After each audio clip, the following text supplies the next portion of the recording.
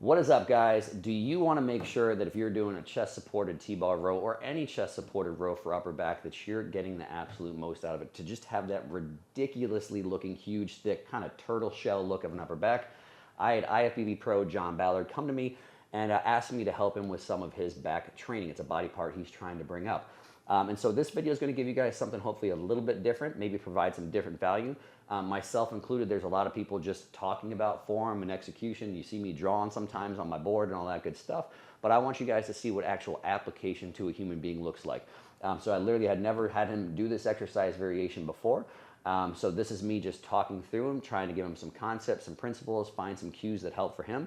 And then also once I took him through some stuff, hopefully improve his form a little bit, make him help feel it better on the targeted muscle, then I actually wanted to give him a little bit of work that day as well too. So that's always a balance as a coach. When I have a one-off appointment, what can I actually get done today? Give him some form and cues that he can take with him, but also experience, well, what does that actually look like or feel like from a working standpoint? So hopefully you guys can enjoy some of the form tips and cues. And like I said, this is from a chest-supported T-bar row, but really just think your body doesn't know what you're on. If you're trying to train upper back, you're doing any type of row, especially any type with a chest pad, pretty much all these tips are going to be valuable and helpful. So go ahead, guys, listen in. Hopefully some of them help. Hopefully seeing some of that actually working helps. And don't forget to give me some feedback because it gives you a little bit more freedom. So it's like, I don't care if you're more comfortable here. Most people chest a little above the pad, or if you like to be higher for whatever reason, it's fine. So, you know, the only you hear people say to not put the legs in front too much, so you're not like using your lower body, but it really doesn't quite work like that. You know, so if you're really pressing with this being the main contact point, all the pressure through here, you can't use your lower body. The only way you could really actually use your lower body is if you're actually hip extending. So as long as you're not doing that, again, you don't really need to worry about it. And then all we're going to do on this, again, I won't give you a whole lot of cues to start, but I just really want you thinking more about shoulder blades than anything else. So full stretch, full protraction, and then just kind of retract and see where they go. And generally anywhere out here for these, so I do want a little bit of that, you know, kind of that wider grip. Okay.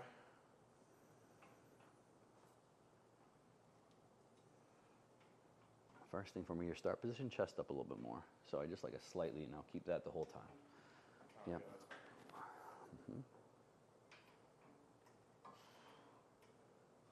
And now just for the warm-ups, give me a little hold at the top as well too. So hard contract and squeeze, good, and then let off slow. Pause. Hard squeeze, good. Let off slow.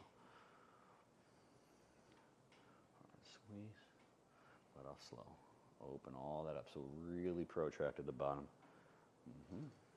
Perfect. So the same thing for the warm-ups on this type of stuff. Like, again, it's, you know, that full squeeze, same as at the other spot, probably isn't technically like the most important part, you know, for growing. Not as important as like that length and mid-range.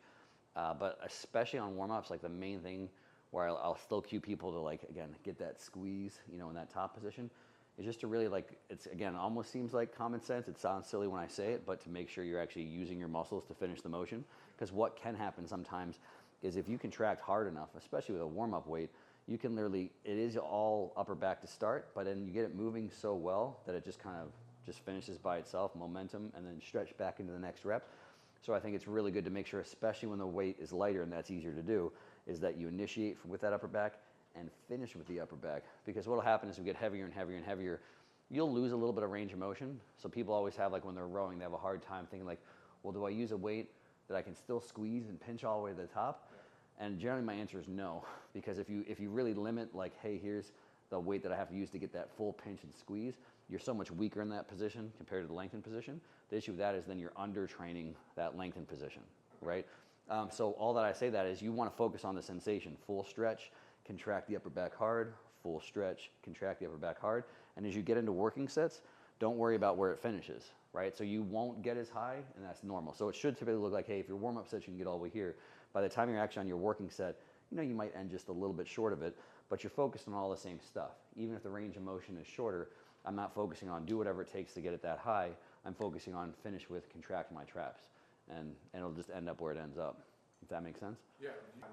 I think fluid is the ultimate goal, but in practice, anything's fair game, right? So again, like that's the thing where I think like the ability to do movements separate, like anytime you have more skill, like it sounds like a silly thing for the bodybuilding, But anytime you can do more isolated control anywhere is just a skill. Anytime you have better skill or better body control for bodybuilding is a good thing, whether you use it or not.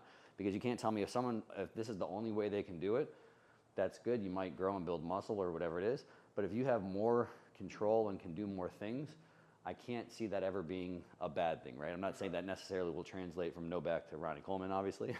But again, it's like more, obviously all of this thing is your brain's telling your body what to do. You improve the brain side at any point in time, I don't think it's ever a detriment. All right. So that means if you ever do this, just to kind of feel like, okay, like do I really want to feel this stretch, traps, like do some of it. And warm-ups are the place to do that kind of practice stuff. But typically if I was going to look like, how do I want my working sets to look, something like kind of more uniform that I can stick with, it'll tend to be more a fluid motion. Okay. Again, finish with squeeze. Hard contraction. There we go. Hard contraction. Let it out slow. Good. And again, that's what I want you to focus on is that sensation of just squeeze to finish. So it still traps. And don't worry about that height necessarily or getting to that same position. Hard squeeze. Let it out slow. Let's go 2 more. Hard squeeze. Let it out slow. 1 more. Good. Perfect.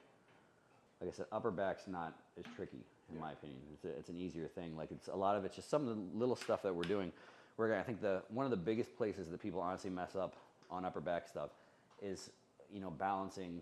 They start to lose range of motion. Like I said, once you really get the idea that like I'm just focusing on contracting my muscles as hard as I can, they're just going to go where they go. There's no way around the fact that you're significantly stronger here than you are here. Yeah. So again, if you're challenging here, this range, there's no way at some point in time you're not going to be able to finish the rep. Yeah. So like that's actually a really good like advanced skill, because what are your options? Either you stay like if I can do 4.5 plates down here, but I'm like, I'm missing that squeeze, so you just stay with 3 plates so you can always get that squeeze.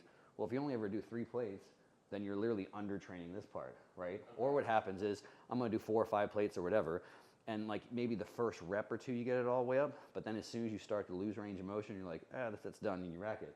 You're still under training that part. Yeah. So it's literally to the point where it's like a spotter can be a huge help. So that's kind of one thing I could say is if you just keep the form perfect, then you could have someone just help you finish the last 3 or 4 reps. Like you could do this part entirely on your own and then a little bit to finish. And then as you keep going with reps, this part on your own, help me finish. This part on my own, help me finish, that type deal. Or if you just go on your own where it's like, okay, maybe the first 4 are all the way up and then number 5 will be here. That number 6 will be here. Number 7 might be here. I say keep that going because you're just matching what your body can still do. And again, if you're, obviously it's that people talk about getting close to failure points, task failure versus muscular failure or whatever it is. If we're trying to have things close to failure, I think it matters for like range of motion as well too.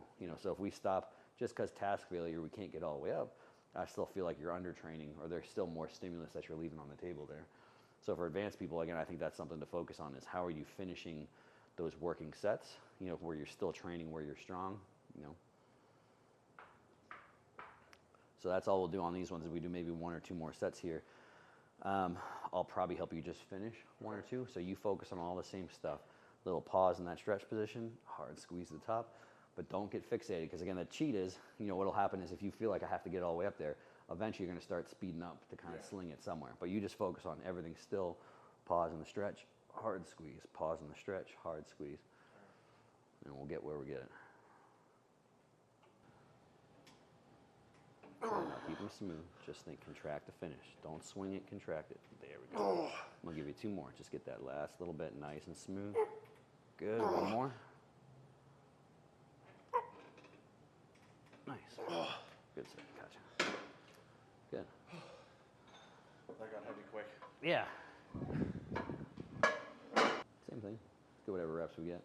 And again, I just want you to practice that a little bit. So honestly, what I'm looking for you here is as you fatigue and you're like, the top sucks. Yeah. Let me spot you. Okay. And so you just focus on. Honestly, it's like half like I think of best. You don't actually have to do this, but it's like, your first rep, you'll be able to go full stretch, hard squeeze. Just realize eventually you're not gonna be able to get that. So it's almost like whatever sensation you had though for that first rep, focus on that sensation. Just stretch my muscle, contract, stretch, contract. And it's almost, and I say like when you get to failure reps, like you benefit from like half like closing your eyes and don't even know if I'm spotting you, right? Because that's what basically would happen is again, just from a physiological standpoint, your muscles are gonna fatigue here first. So what I want is on like, again, you might get rep 3 here, Then rep 4, instead of feeling like you want to swing it all, just focus on contract, contract, contract.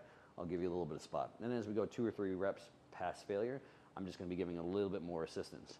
But the reason I'm having you keep going still is like you're moving it out of the bottom, like the entire first. Yeah. Like the first time you go a little bit past failure, you're still doing 80% of it. Okay. And then you're going to do like 60% of it. Then you're going to do like 40% of it.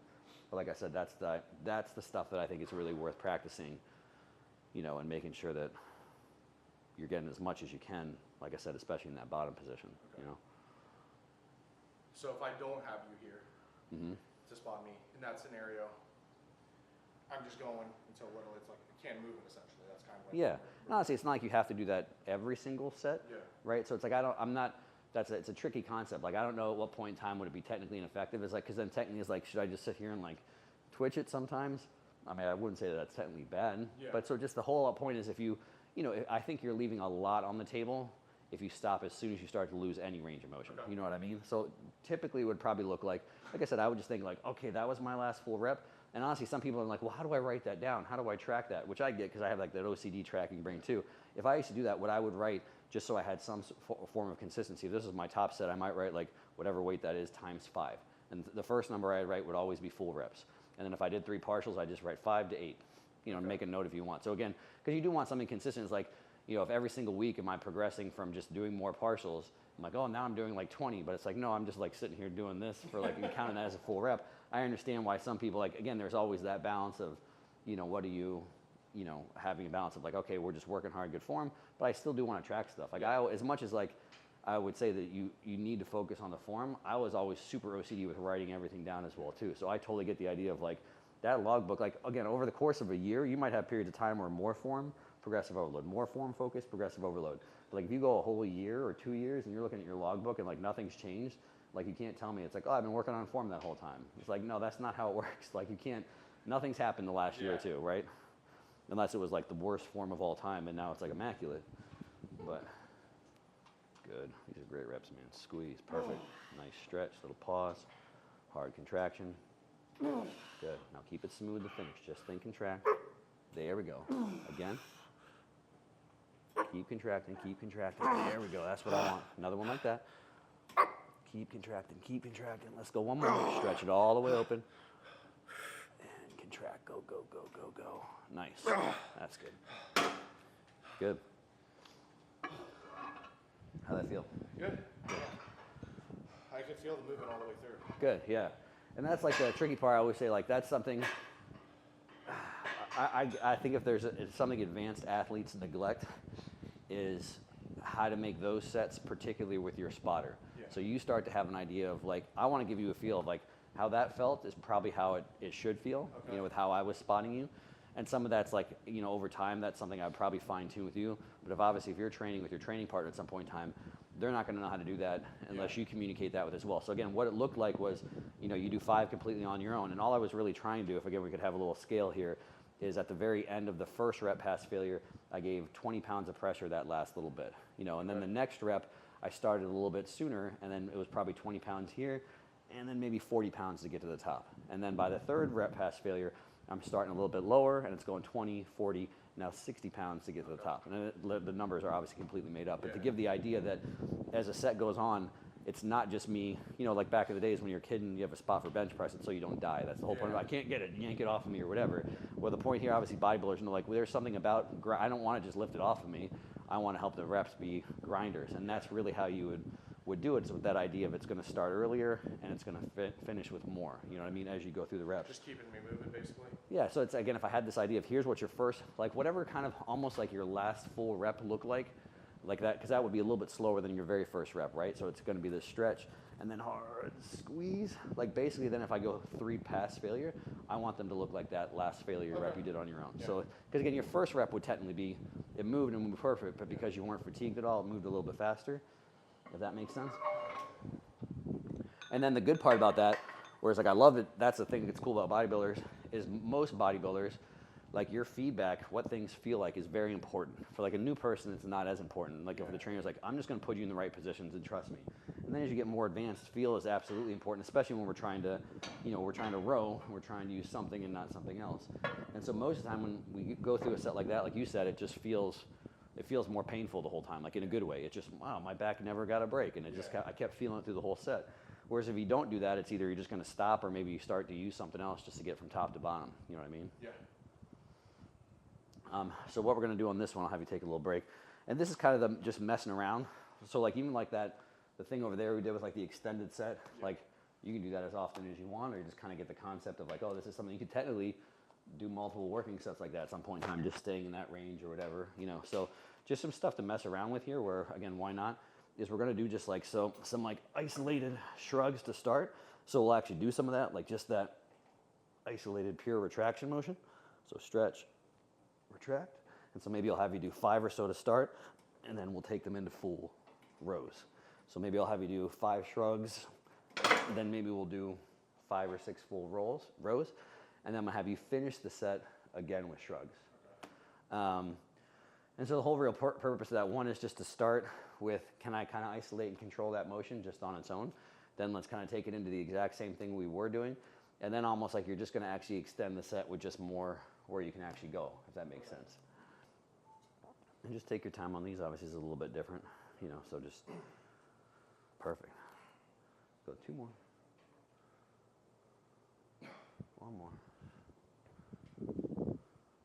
Good. Now we're rolling. Good. Smooth rep. Drive down. Squeeze. Good. So let's go 2. Keep them smooth. Squeeze. Good. 1 more.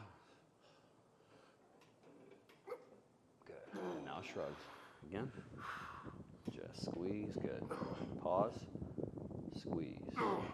Pause. Squeeze. Good. We got 3 more like that. You got them. Come on. 2. 1 more. Nice. Yep. Nice set. That's kind of what I was talking about too, from like I like upper back because you can do some like that. Yeah. And you're not missing the target, right? So like if some stuff with lat, like, you know, I can get kind of creative and find some things that are decent solutions where you can extend it like we did over there and keep it all in your lat. But some things is like, you know, if you can't quite do like partials and stuff like that because you just start to use other stuff at that point in time. So just the nature of traps and just like, hey, it's like, because half of traps, aside from actively moving your shoulder blades, like I joke, is literally just keeping like your shoulder blades and arms from ripping off your body, right? So that's why you'll get people say, like, I understand the balance that people talk about in bodybuilding of like, is the fatigue worth the stimulus?